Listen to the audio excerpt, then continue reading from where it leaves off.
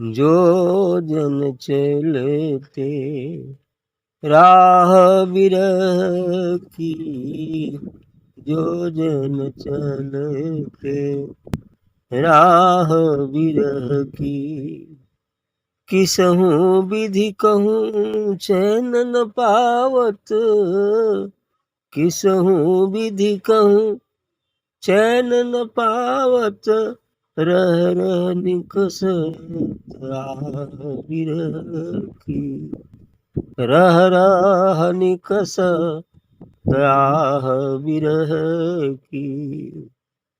मन झुलसे तन तपे निरंतर, मन झुलसे तन तपे निरंतर, उठत हिये में दाह विरह की, उठत हिये में दाह विरह की। भूखे भूख मरे नीदहु हरि जावे, भूख मरे नीदहु हरि जावे, उपजत बिथा अथाह विरह की, उपजत बिथा अथाह विरह की। सुध बुद्धि तज गावत हूँ रोवे, सुध बोध तज गावत हूँ रोवे, अति दुख भरी कराह विरह की, अति दुख भरी कराह विरह की। जीवत मारे मारी जियावे, जीवत मारे मारी जियावे, एक आशा एक चाह विरह की, एक आशा एक चाह विरह की। जीवत मारे मारी जियावे, एक आशा एक चाह विरह की। पथिक विरह गति बिरही जानत, पथिक विरह गति बिरही जानत, उनको ही परवाह विरह की, उनको ही परवाह विरह की। जो जन चलते राह विरह की, जो जन चलते राह विरह की। विरह का वर्णन किया है सदगुरु के वियोग का। उस आत्मा और परमात्मा के प्रति जो वियोग हो गया, उस विरह का वर्णन है, क्या क्या होता है उसमें। वैसे तो संसार में विरह का पता ही नहीं है। जो विषयों की तरफ लिपटे हुए हैं उनको इस विरह का पता नहीं कि नहीं हमारा परमात्मा से विच्छेद हो गया, इसलिए तो उनके लिए परमात्मा व सदगुरु का विस्मरण हो गया है। अब उनको केवल याद है तो बस विषयों की, धन दौलत कुटुंब कबीला की, यही याद उनको है। परमात्मा का तो विस्मरण हो गया। अब उनको विस्मरण जब तक स्मरण में नहीं आएगा तब तक विरह कहाँ से पैदा। पहले तो मुख्य बात ये है कि उनको ये पता चले कि नहीं सचमुच हमारा अपने मूल भंडार से वियोग हो गया है।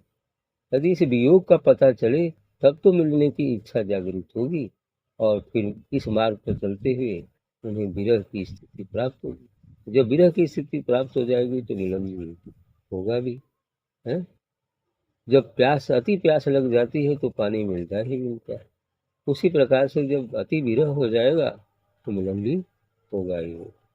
इसलिए कह रहे हैं कि किसहु विधि कहूँ चैन न पात। इस विरह की स्थिति में किसी भी विधि जिसको विरह लग जाती है उस परमात्मा से वियोग का, उस सदगुरु से वियोग का विरह जिसे लग जाता है तो अब उसकी स्थिति यही होती है जो सांसारिक विरहिणी की होती है।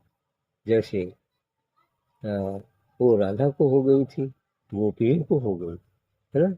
गोपियों का विरह बिल्कुल है ना अनुपम है। ऐसा विरह कहा है ना कि वो क्या है, मधुबन तुम कतरा तरे, विरह वियोग श्याम सुंदर के ठाड़े क्यों न जरे। अब वो मधुबन को कह रही है कि अरे मधुबन तुम हरे भरे क्यों दिखाई देते हो।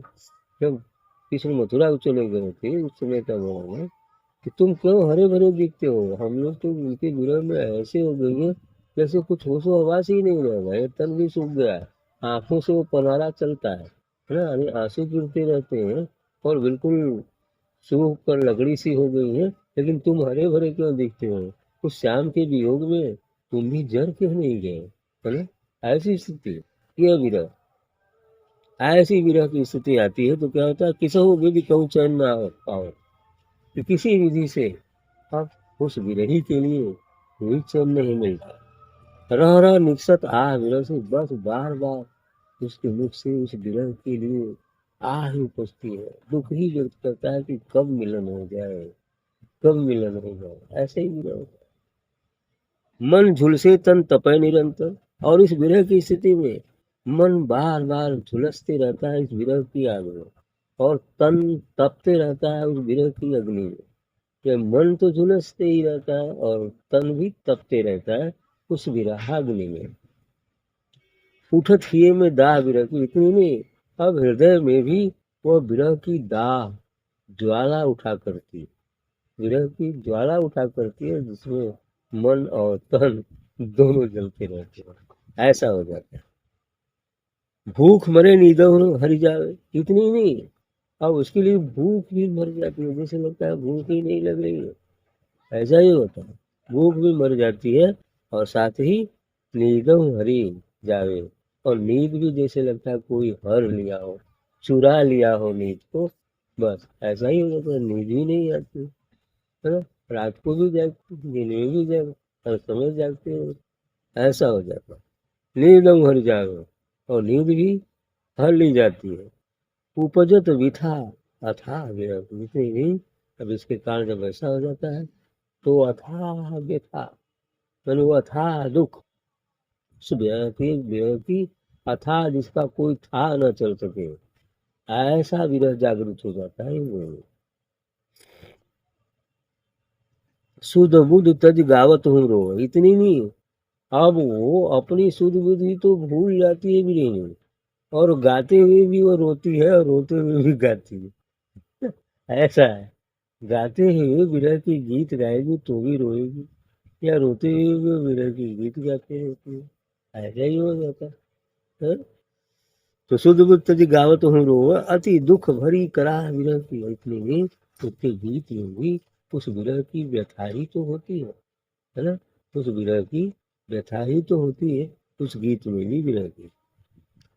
जीवत मारे मार जियावा, इतनी नहीं, वह जीते जी मर भी जाता है और मर कर फिर जिंदा हो जाता है ना। जीते जी मारे उसकी मौत भी हो जाती है और मर कर फिर जिंदा होता है, आस में कि कदाचित आके मिल जाए। और ये भी सत्य है कि जीते जी तो मरना ही पड़ेगा, क्योंकि चले चले सब कोई कहे, अब बिरला पहुंचे जाए, और जिए जी जो मर मिटे वो उस तत्व को पाए। जीते जी जो मर जाएगा, मरने से तात्पर्य शरीर का त्याग करना नहीं, मरने से तात्पर्य काम को लोभ मोह मन मतलब अहंकार यानी विषय वासनाओं को का से छूट जाना, यह मरना।